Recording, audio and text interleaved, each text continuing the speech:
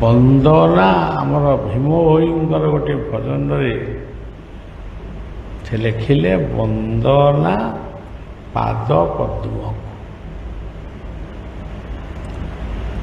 ଯଦି ଜୀବନରେ ବନ୍ଦନା କରିବ ତାହେଲେ ପାଦ ପଦ୍ମକୁ ହିଁ ବନ୍ଦନା କର। ଆମେ ପାଦ ପଦ୍ମର ବନ୍ଦନାକୁ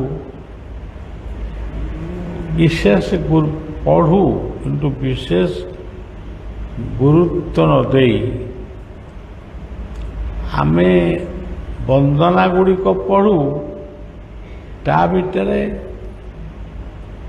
ବହୁ କାମନା ବାସନା ବହୁତ ତା ଭିତରେ ରହିଯାଏ। ତେଣୁ ବନ୍ଦନାର ମୂଲ୍ୟ ସେଠି କମିଯାଏ, ବେଶୀ ହୁଏ ନା।